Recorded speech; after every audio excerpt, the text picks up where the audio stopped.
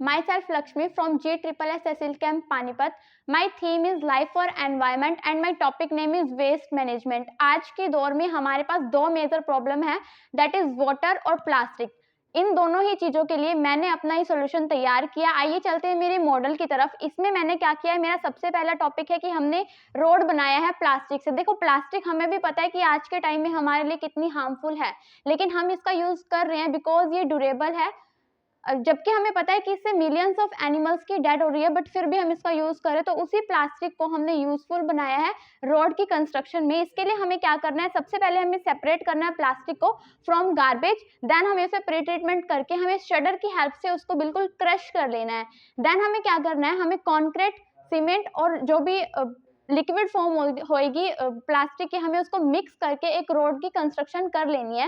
And जो ये road बनेगा ये हमारे पास पोरस बनेगा, ये वाटर के लिए बिल्कुल छन्नी का काम करेगा. इससे क्या होगा कि जो पानी है वो नीचे जाएगा, जिससे कि जो हमारा इंक्रीज है ग्राउंड लेवल जो भी है वो इंक्रीज होगा, ग्राउंड वाटर लेवल हमारा इंक्रीज होगा, और जो भी हमारी फ्लड की प्रॉब्लम है वो भी सॉल्व होगी.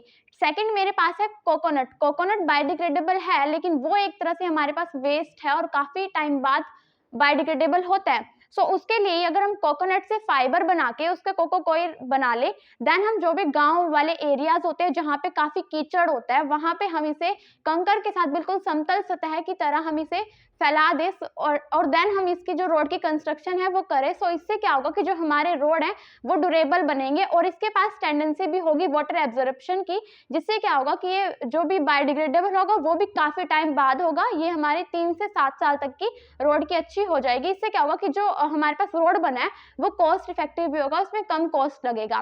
थर्ड मेरे पास है कि हमने यूजफुल प्रोडक्ट क्रिएट किए प्लास्टिक से, यानी कि हमने फ्यूल क्रिएट किया है प्लास्टिक से. इसके लिए मैंने क्या किया, पहले हमने प्लास्टिक का प्री ट्रीटमेंट किया है, देन हमने श्रेडर की हेल्प से उसको क्रश कर लिया. क्रश करने के बाद वो डेंसिफायर में गया. डेंसिफायर ने क्या किया, उसकी फॉर्म को डेंस कर दिया. प्लास्टिक डेंस फॉर्म में जब गया तो वो लोट उसने बना दिया. देन हमने उसको पायरोलिसिस चैम्बर में लेके आए. पायरोलिसिस चैम्बर में हमने उसे 450 डिग्री सेल्सियस तक की हीट दी.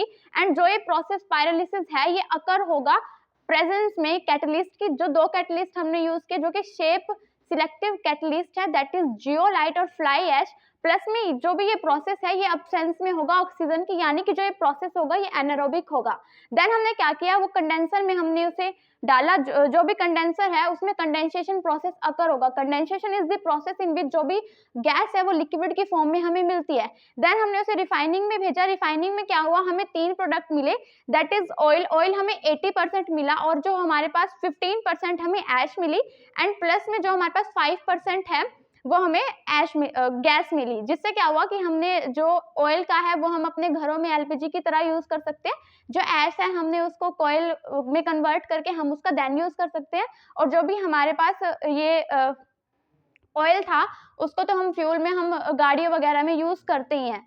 एंड देखिए एक बार हम इसकी वर्किंग देख लेते हैं कि किस तरीके से जो हमारा ये रोड बनाया हुआ है कि किस तरीके से ये पानी को एब्जॉर्व करेगा.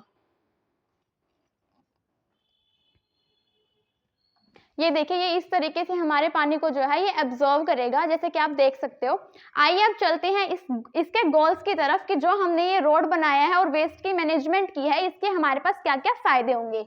सो हमारे पास पहला आता है कि बेटर मैनेजमेंट होगी हमारे इंडियन रोड्स की, क्योंकि हम देखते हैं कि काफ़ी अनमैनेज रोड्स हमारे इंडिया में है. कहीं पे गड्ढे हैं, कहीं पे गाड़ियां वगैरह भी फंस जाती हैं. सो ये बेटर मैनेजमेंट करेगा.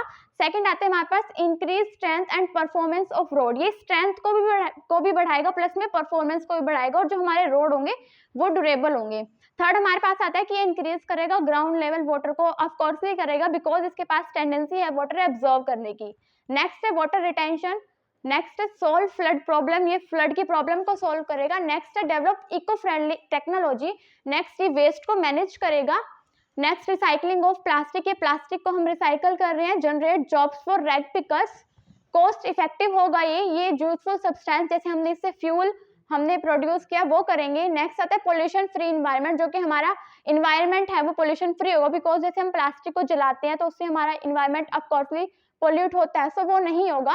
नेक्स्ट है reduce green house gas emission. Next है शॉर्टेज ऑफ फ्यूल रिसोल्व, कि हमारे पास फ्यूल है उसकी भी जो हमारी प्रॉब्लम है वो रिसोल्व हो जाएगी. Thank you.